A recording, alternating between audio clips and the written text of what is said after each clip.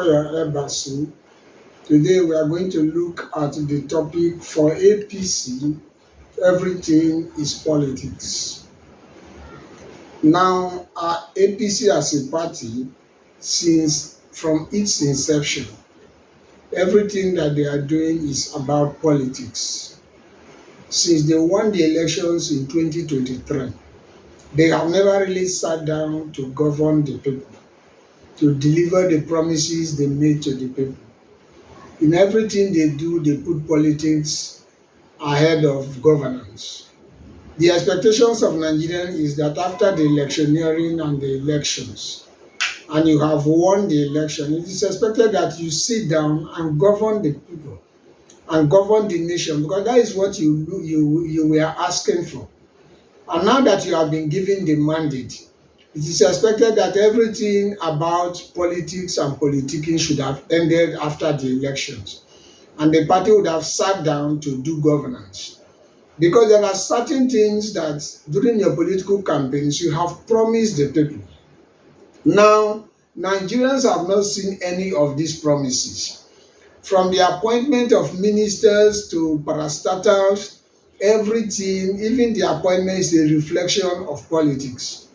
The appointments are used to compensate all those who participated in the elections one way or the other, who contributed to the success of the elections.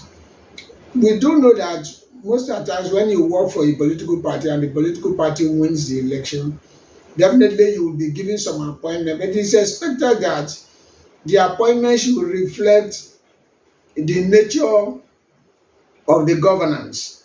Because if you really want to deliver, it is expected that there are certain key areas that you have to look for technocrats.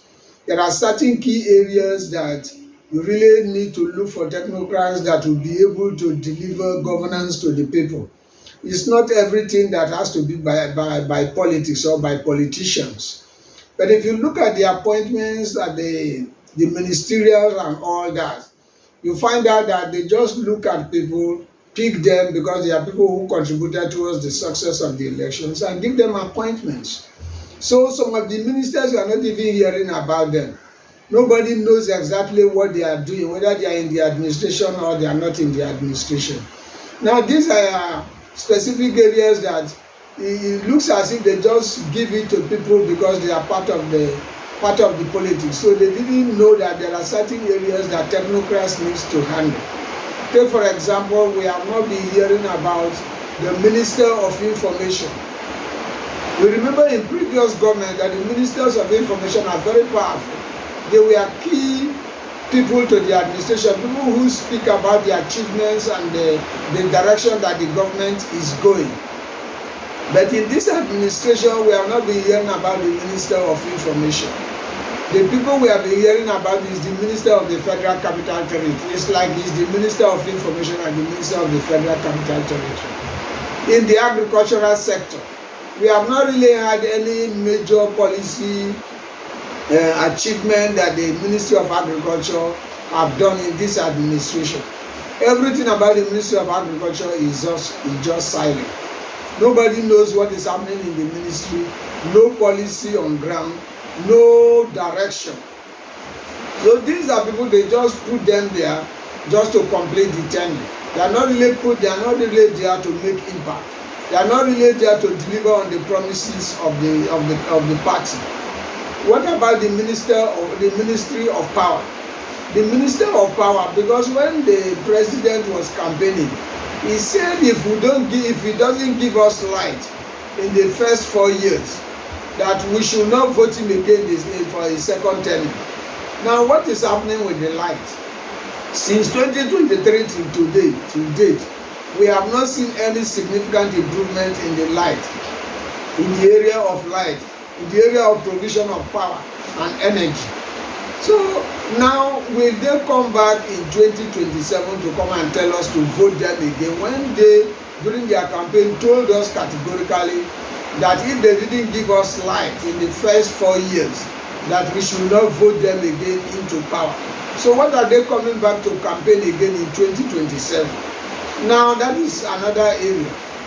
Another area that is, we have not been hearing about anything is that In the area of infrastructure, the roads are bad, the housing, the houses that Nigerians need are not there. We are not really seeing any major infrastructural development. The railways are not expanding the way we expect, even though most of these things are funded by foreign loans.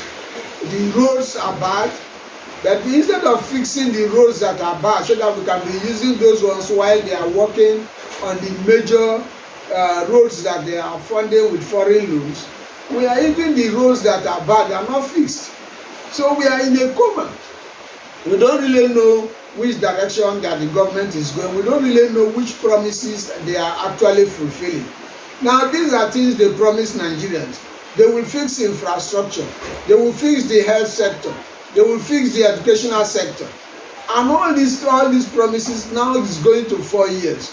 We have not really seen any development. We have not really seen any impact of governance. That is why we are saying that most of the ministers were just appointed because they were party loyalists. They were not people that are ready to deliver the promises that they have made to the Nigerian people. Now, if the government, this government can categorically come out to tell us that in the past 4 years, this is what we have done, this is our achievement in this sector, then Nigerians will now really know that yes, they promised us this and this and this they have done. I've not really seen any part of this, any impact in this government, in any of the ministries. The removal of fuel subsidy, when they were removing the fuel subsidy, they promised us that they are going to provide CNG buses for every state, so that to ease the impact of the infrastructure, the removal of fuel subsidy. Now, where are those CNG buses? We have not seen any in any of the states. Now, these are promises that you made to Nigerians from day one. The impact of the removal of fuel subsidy is biting strong, biting very hard on Nigerians. And even the salary that they said they are going to increase is very minimal. It cannot really take somebody home. And now the Nigerians are left to bear the impact of removal of fuel subsidy without any remedy, without any hope of remedy anywhere. It's not supposed to be so, because the Nigerian people are the people that are actually bearing the brunt of the removal of fuel subsidy. And it was expected that they would do certain things, take certain steps to mitigate the impact. We have not really seen any major steps that the government, the APC government, has really taken to mitigate the impact of the fuel subsidy. The buses we are not seeing, even the salary is nothing to talk about. Welfare is not there. The schools are still in comatose with high prices. Everything is at standstill as it were in 2027. What are they really going to tell us that they have done in this first 4 years, that at the end of the day that Nigerians should vote for them? We are expecting that Nigerians should hold political parties accountable for their promises. When you make promises during your campaign, it's expected that you keep on you keep your promises and make sure that you deliver based on your promises. Now, we are not asking you for new things. These were the things that you said you are going to provide for us when you come into office. You said you are going to end the insecurity.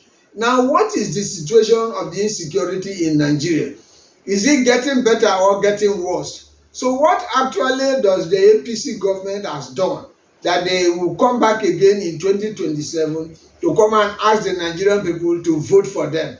Is it the insecurity that they have been able to resolve? Is it the mitigation of the fuel subsidy that Nigerians are bearing the full brunt without any remedy, without any hope of mitigation? Or is it the agricultural sector that has expanded? Or is it infrastructure that have grown in these past 4 years that they will come back again to campaign for Nigerians to vote for them?